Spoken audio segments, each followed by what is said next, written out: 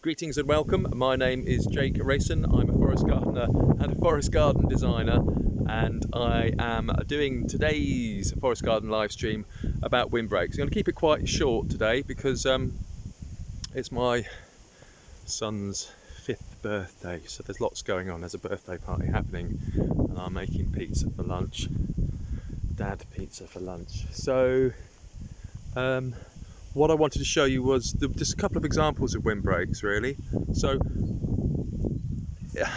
first of all is the position where you are, and this is, we're lucky we live in West Wales. Oh, it's brilliant, it's beautiful, and it's lovely, and you kind of get used to it very quickly. And this is a view. This is the River Kerry Valley, and over that way is Newcastle Emlyn, a couple of miles away that way. So we're in Ceredigion.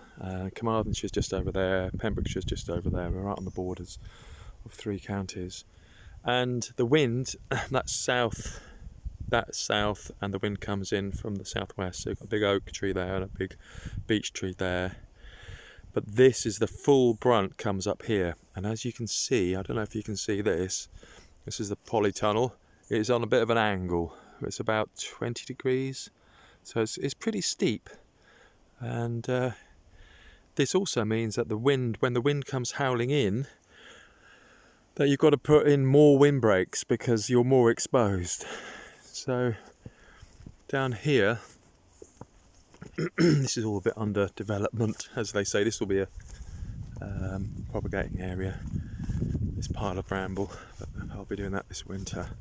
So first of all, in terms of windbreaks, this is an Elaeagnus exabingii, sometimes called a silverberry, member of the obviously a member of the Elaeagnus family, closely related to the autumn olive. This is an evergreen, and it's a classic car park plant, windbreak. Needs a bit of feed. Yeah, it didn't do so well in the drought earlier on this year, and then I fed it a couple of times and it was better, but I think it needs another feed. And this grows to, it's slow growing, but this has been in for 4 years, and this is now about 2.5 meters, and it grows to about 5 meters, which is good because that's a power line up there. So we need to keep a bit of an eye on it, and then I'll plant another couple. We'll put another couple in here. We're having this cleared, this area here, and redoing the garden down there. But this will be, so this is the first line of defence, an evergreen 5 metre hedge, but it'll take a while to get there. And this is, Ronnie, shush! It'll take a little while to get there. There's a dog. So this is the first kind of windbreak, and then I put in a Rosa rugosa. This will be eventually a herb garden, so it's just kind of being kept the basic shape. Rosa rugosa next to the windbreak, but as you can see, it doesn't do so well. I think the soil's quite poor in the middle there, and you can just see the difference from here up to there. And with a Rosa rugosa, any spiny hedge, I always recommend putting a non-spiny plant at the end. So this is a yellow dogwood Cornus Stolonifera flavarumea, so yellow dogwood. So I put this at the end, and that means I can walk past without getting spiked. So the thing about a Rosa rugosa is it does flop quite a lot, and just it suckers a lot as well. So yeah, you got to get the right plant for the right place. I'm going to probably put in another windbreak behind this, but as you can see, it's a hell of a slope. So really, I need to put in more windbreaks and double up that windbreak there because it's got a big old gap coming through to it. So these are all things really you want to do at the beginning, and if you're not doing them at the beginning, whilst you're doing them, you need to get like some other protection in meanwhile. So I would always suggest a dead hedge. So a dead hedge to protect the hedge that will be your windbreak hedge. So like here, for example, I'm going to put dogwood down here on the road back, so it'll be like a double thickness hedge, dogwood, Rosa rugosa. Just because I've got a load of dogwood kicking around, I've taken loads of cuttings of it, and then What I would do if I was starting out would be to put a dead hedge here and then a little baby Rosa rugosa down that way, so that you're protecting the garden, but you're growing the hedge on the south side. Yeah, so dead hedge, young plants. By the time the dead hedge collapses and kind of disintegrates, then this will be established. That's the kind of plan. So we've had a lot of, as you can see, the beans are taking a hammering here, and the stretch the wire in the winds. I'll get them right one day. So what I've done here is to create this is a second line of defence. This is a dogwood, but it's taken ages. This is like 2-3 years old. You can just about see the dogwood, and it's taking ages to get established. Yep. So again, I would say just bloody dead hedges, big, thick, nice looking dead hedges, but don't have to be anything too grim. And then there's an aronia. This needs a big load of attention this year. This is an aronia Viking, I think, aronia alnifolia. So this is a aronia berry, and I make a hedge out of these as well. So again, this is the second hedge, and then there's a baffle, which is another line of dogwood. So there's one line of dogwood, and then a baffle, an aronia hedge here. But what I am going to do is I'm reducing the width of all the piles as well. As you can see, I've got an area here to deturf, so I'm deturfing all that. And then putting a mound in here where all these grass cuttings are. But this is going to be a mound of about 1 metre high, and then I'm planting a blackcurrant hedge here. So this will provide another layer, another windbreak here. So this will be protecting the veg beds here. So again, use earthworks. You can use earthworks in combination with plants to create extra protection. And this is what I'm going to do when I do the deturfing in the field next door, is make a big old earth mound, plant in blackcurrant bushes or josterberry bushes or something down here. So they're about 1.5 metres high, and it'll be a 2 metre high windbreak here. There will be shade, but these need protection. As you can see, the Jerusalem artichoke have taken a hammering, poor things, because this is kind of really exposed position. So yeah, dead hedges, windbreaks, double thickness windbreaks. That's what I'm going to say. And then earthworks, mounds with the hedges growing on them. That's what I totally recommend. And this is before you get into all the nice plants and experimenting. And I've got a Apios americana down here, which is chucked in the ground. And it's great fun, but I really ought to just do dead hedges. Spend a couple of years doing dead hedges first of all. Yeah, so there we go. And now I was going to show you what happens. We'll go up the hill. This is a bit extreme. And we had that storm a couple of weeks ago. Was it 2 weeks ago? And yeah, this is what's happened. This is going to be the new vegetable area. Again, something else I'm doing this winter. This is a perennial veg area. I'll just go look back. So that's the valley, prevailing wind coming from there. I was going to put a dead hedge in here, but then for some reason I didn't. I did something else or got sidetracked.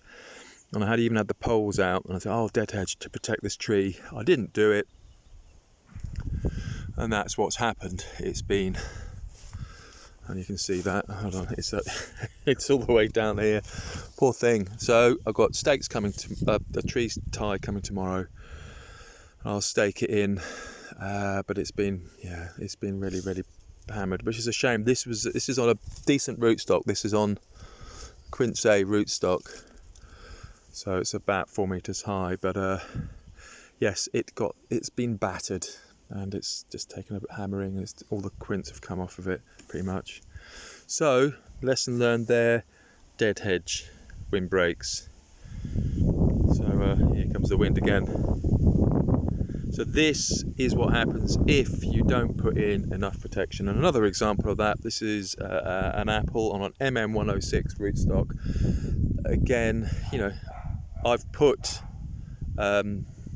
I put dogwood in, red dogwood hedge here, but this is just, yeah, it's never been happy. It's always been about hammered by the wind. Must be the soil, can't be, it's too stony or something. So I'll stake this again. It's the wind snapped the tree tie, so that's kind of quite horrendous. So yep, possibly another temporary dead hedge here, I think, until it gets established. And then I wanted to show you some other messy dead hedges. And so up here, yeah. So this is yellow dogwood, and it's getting there. And this is dogwood is actually, if the soil's damp enough, dogwood is a great choice for a hedge. It's that 2 meter kind of 2 meter high, 2.5 meter high. So this is about 1.8 meters at the moment. It's been here for 4 years, kind of exposed position, but it's doing its job. So I like this, and it's easy to keep in control. You can cut it back really easily. This is quite wide, it's about 3 meters wide, but a really nice choice. And that's on the west side, so that's west over there. So I didn't want it too high. I wanted to get a bit of I wanted a bit of not too high, so you can get some light in here. And again, you can see across the valley, wind comes up here. Oh, that's what I meant to show you. So again, another windbreak. This is the new windbreak which I planted, was it last year or year before? Last winter, I think. Can't have been. Maybe it's 2 winters ago. So this is 2 years. Now these these are all from hardwood cuttings. Again, red dogwood from a plant we got down the front. Took cuttings from it, hardwood cuttings in the winter, where the wood's hardened off. I put them into the ground. You might be able to see, oh yeah, you can see here. Okay, so you can just see that's where the original stick was, in the ground. Kept it mulched and weeded. I'll just weed it again. And it's come up, you know, that's a not free hedge, but that's a very cost-effective way of doing it. All the way around there, I've got another windbreak hedge coming up. So yeah, get propagating, get those plants in the ground. I wanted to show you a northern one, so you can see just the effects on the trees. This is a sweet chestnut numbo variety, and we had slug damage, which is kind of gone a bit multi-stemmed, but you can just see it's properly, it's bending in the wind. Seems happy enough, but I want to get that protection in. And then up here, reducing the width of the paths again. I don't find the time. Reducing the width of the paths. This is the north, so this is north. So I put a couple of hazel in here just as and Gelder rose, just as a bit of protection.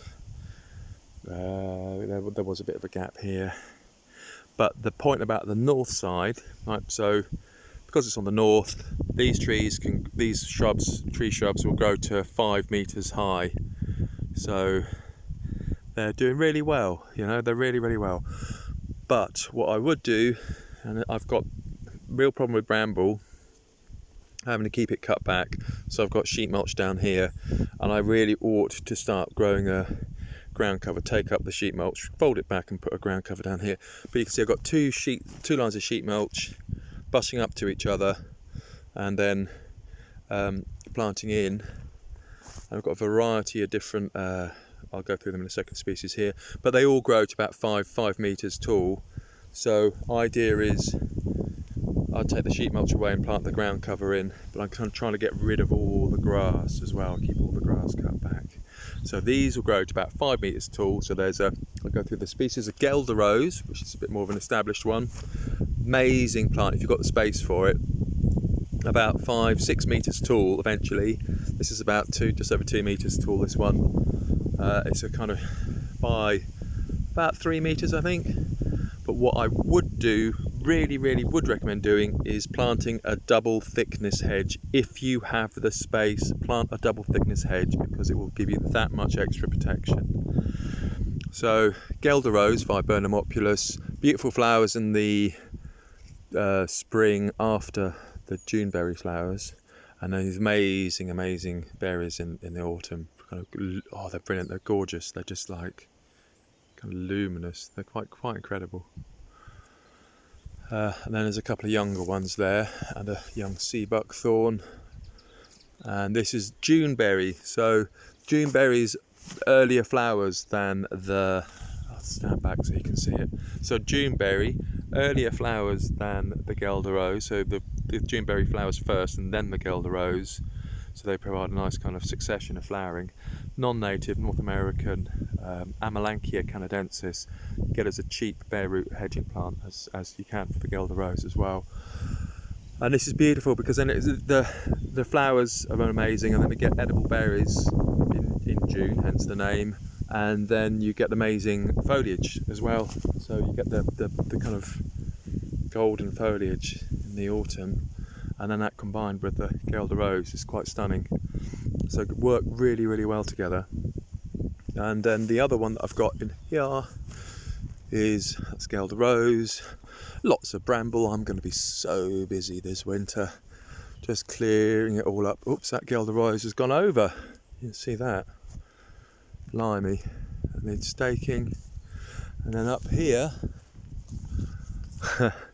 we should have a sea buckthorn. There's a rowan tree which has got to come out. Oh, yeah, that rowan tree shouldn't be there. It got put in there by mistake.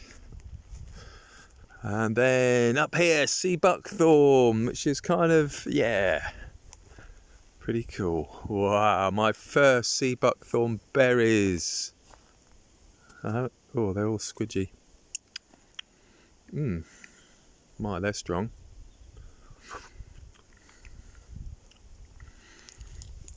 Taste of that, battery acid. Oh my goodness, wow. And they're amazing as well. They grow to about, this is about 5 meters tall. Well, this is about 3 meters tall at the moment. And that is I am pretty sure, a named cultivar, which is why it's fruiting so well. So yeah, that and Guelder Rose, sea buckthorn, all the way down here. I was quite surprised actually. Sea buckthorn's done really well in a situation which is quite damp. I think because even though it's damp, it's quite free draining. It's a clay loam, but it's on a bit of a steep hill. So there we go. That's the hedge. That's the northern windbreak hedge, which is doing its northern windbreak thing. I just have to do a lot of weeding and planting out ground cover and pulling up the grass and getting a move on. And then just to come back down here. So this is the, yeah. You can see just down here is the windbreak for the dogwood windbreak. So just kind of have to come around the top. And you can see the dogwood windbreak there. And because this is so exposed, what I've had to do is put in a dead hedge for the Italian alder. Now this is the third Italian alder that I planted in this spot, and it's been battered because it's been so exposed. This is how big it should be, the original one, and that's about 5 meters tall already. Absolutely, Italian alders are fantastic. You can have them in quite a small garden, because what you do, you see what I've been doing here, is to take off the lower branches. So you can have it quite high up, and you can have quite a bit of space. But this is brilliant, just absolutely. Yeah, this is 4 years. This has only been here for 4 years, and it's 5-6 meters tall already. It's beautiful, and the bark is amazing too. The bark is absolutely stunning. So yeah, you can actually make a windbreak out of Italian alder. That's something else. This is something else I could have put in. Bowles hybrid, a really upright vertical willow that can be used as a windbreak. So I could have put those in. It could have been like higher ones, but I've gone for the Guelder Rose, Juneberry, and sea buckthorn, a smattering of bramble. So there we go. And then I've got time, 10 minutes. Yeah, I'll just check the chat, see how we're doing on the chat. show chat. Hey, so I'll just read the chat. Whoop. So I'll just catch up on the messages.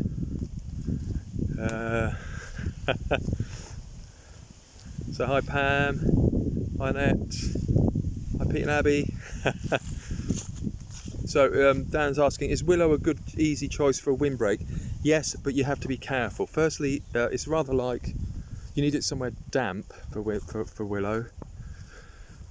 It prefers kind of damper conditions like a cornice, and also you need to get the right one that is the right size. It can, some of them can be quite competitive. There's the pre-vegan chickens, Joan and Betty.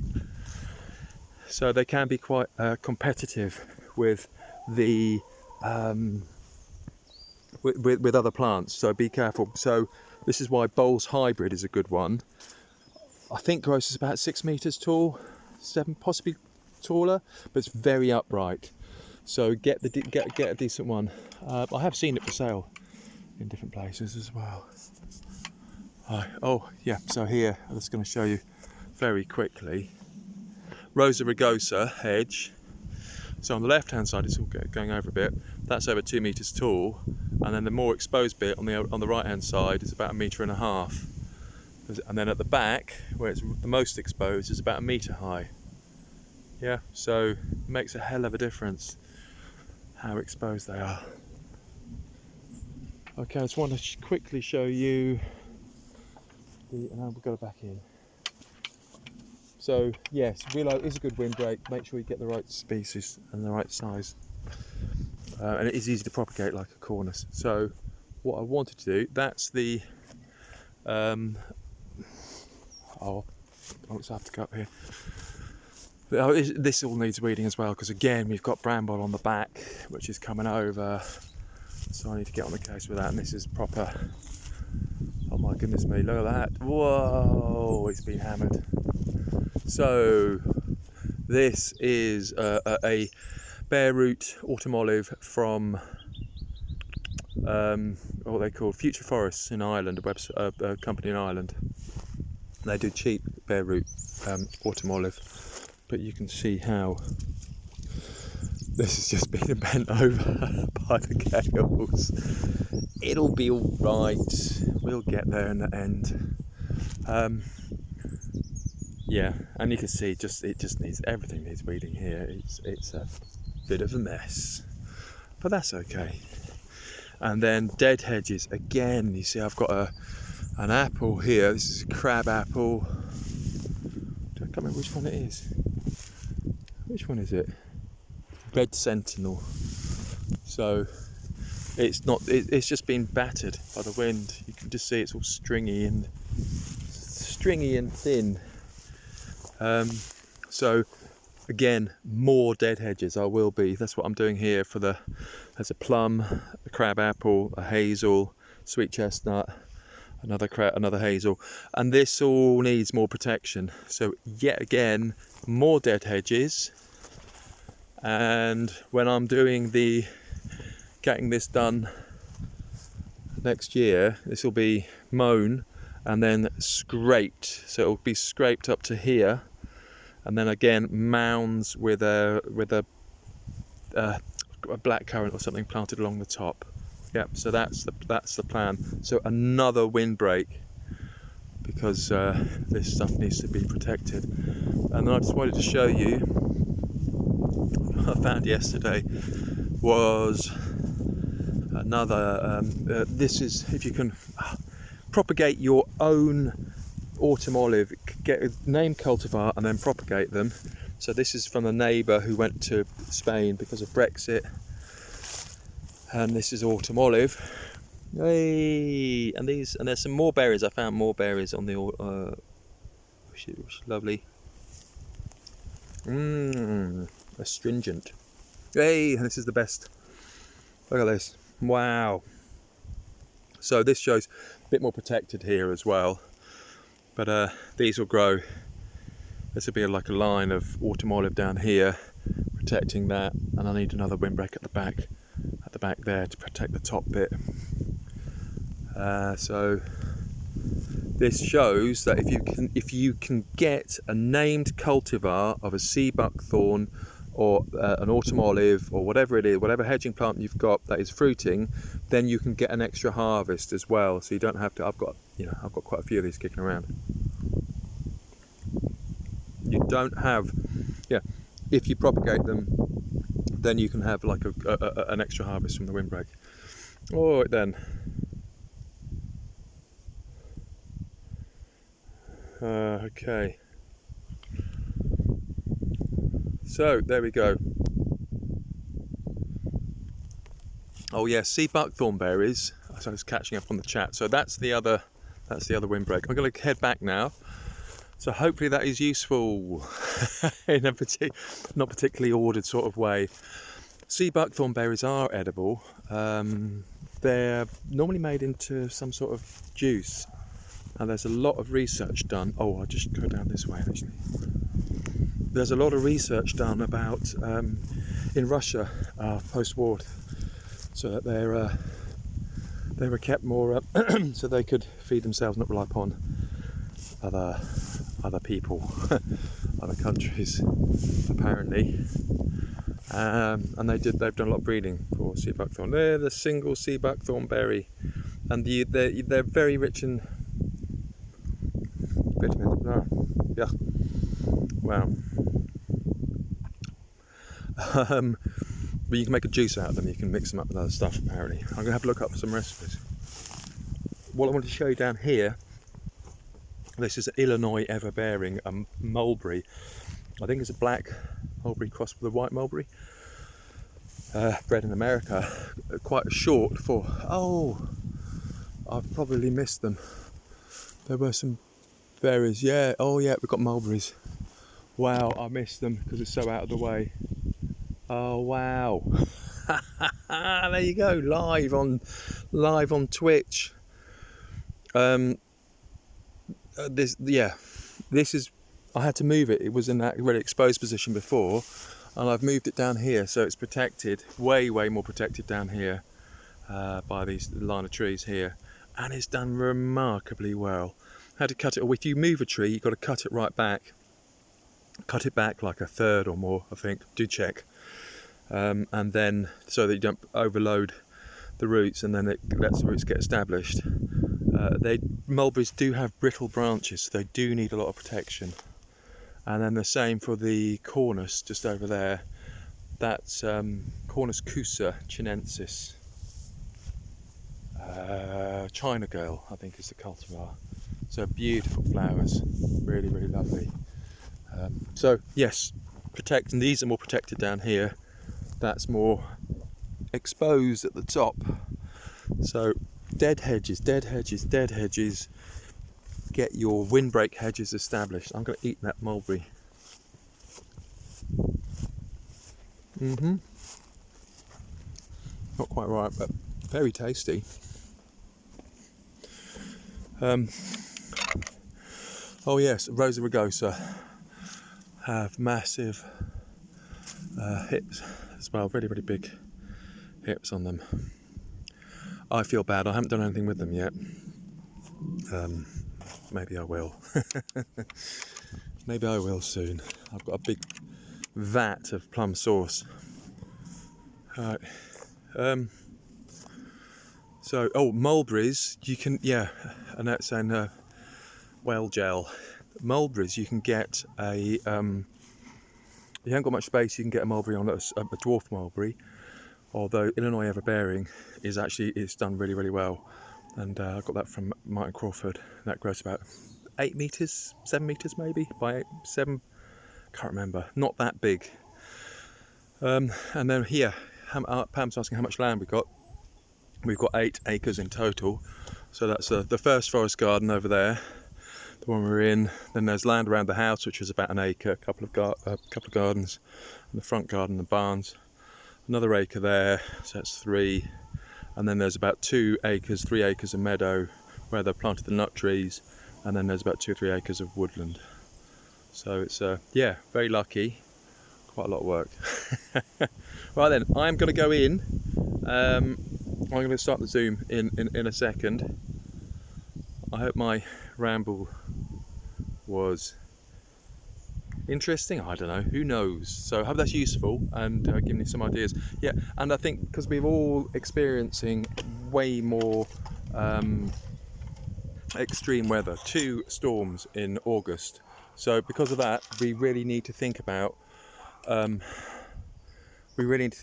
windbreaks, and we need to think about water, putting water, collecting rainwater and planting perennials and putting stuff in that will survive drought conditions as well. So yeah, there we go. I hope that's useful. I shall see you in a second, or I'll be inside in a minute. Cheers, bye.